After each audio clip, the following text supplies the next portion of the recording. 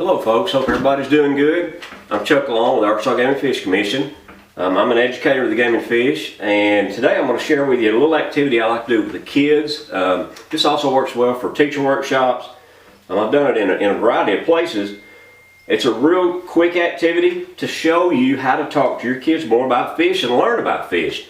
One of my favorite things to do is fish and spend time fishing, and I think learning about fish is very important.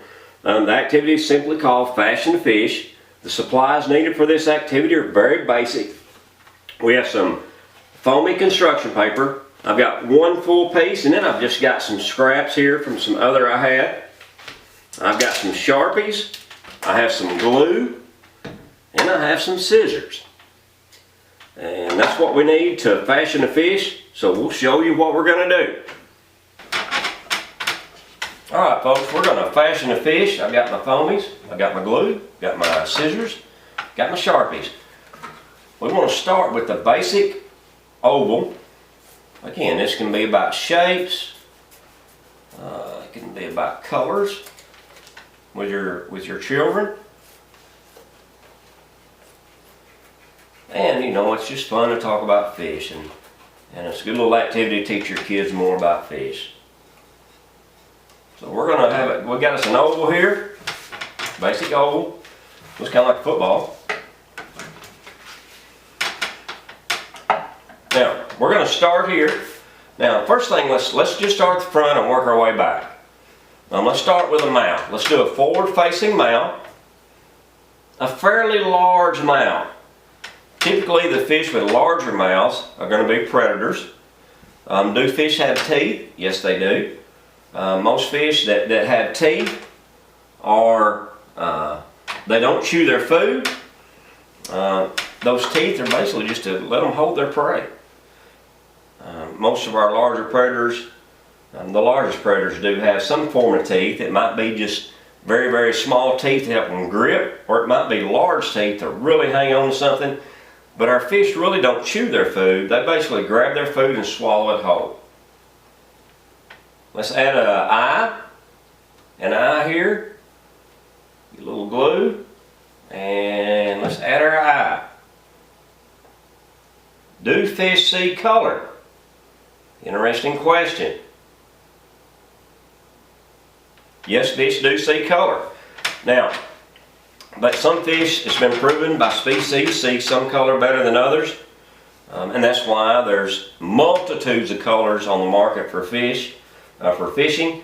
My recommendation on colors is basically pretty simple. In Arkansas, the colors red, and particularly chartreuse, and maybe a minnow or crawdad color, or top, sometimes black, depending on water clarity, but I would focus more on the chartreuse, the reds, and the natural colors are what I look for in a lure.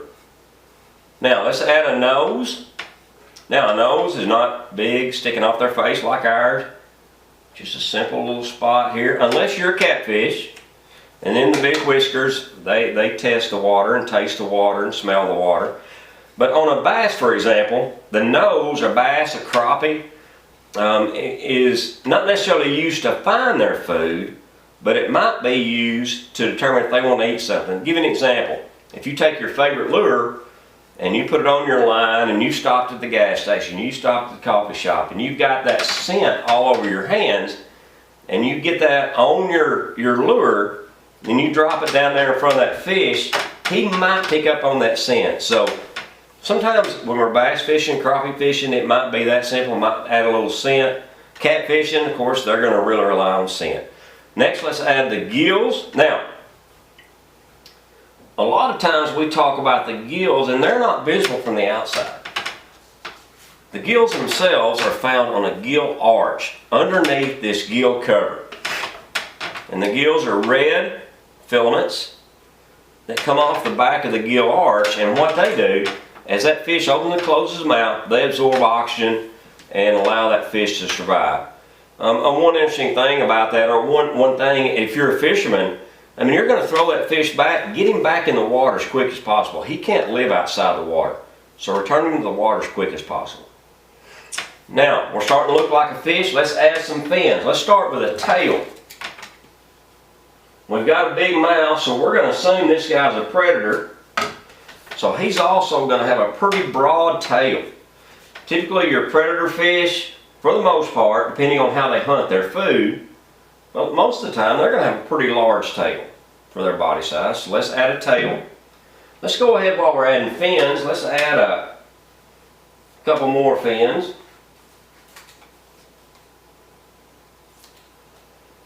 Now you notice on fish's fins there's rays. These might be soft rays, these might be spiny rays. The spiny rays are the spines like that are bony. And you'll see those on some of your fish. So you want to learn proper handling for fish. That's a good tip. Learn how to handle the fish you catch.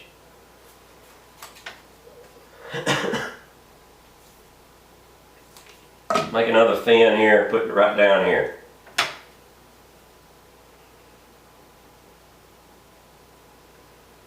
And again, take some time here. You can talk your way through this. And I'm just going to use a scrap piece here. And I'm going to put another fin here. That's the neat thing about this project. Once you get your foamies, you can use scraps. Doesn't have to be perfect. Let the imagination here. And let the kids decide what the fish is going to look like. Now, so we've got a basic fish here. We're going to add one other part here, and that's going to be the lateral line. Now, the lateral line runs right down the side of our fish, typically in kind of an arch down the side of our fish. And that's how that fish hears. That's why most of our lures make a noise. That's why if an insect jumps in the water, that fish feels that vibration. That's why if you're at a catfish pond, a lot of times you can shake the can, and those catfish will come to the bank. That's also why if you make a lot of noise, you'll scare the fish away because they feel that vibration of the lateral line.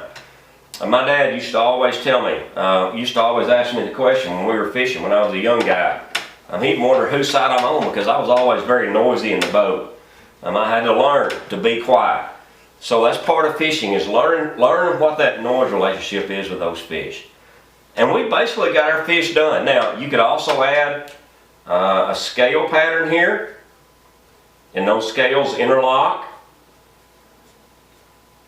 On the outside of the fish, you're going to have some slime. You know, when you're handling that fish, try not to get the slime or on your hands. Use wet hands. Try to get him back in the water as quick as possible so he can survive. If you're not going to keep him, if you're going to keep him, get him in your cooler as quick as possible. Camouflage is very important. So we have our fish done, and we have, here in just a few minutes, fashioned the fish. Thank you for watching. I hope you've enjoyed this. Hope you'll use this. If you get a chance, do this at home. Send me a picture. Tag a picture in my post. This will be on, you can go to crowsridge.org or you can go to agfc.com for more activities like this. During this kind of downtime, we'll be talking about all kinds of outdoor stuff. But hope you'll take some time, fashion a fish. Most of all, get out and try to catch a fish. Thank y'all for watching.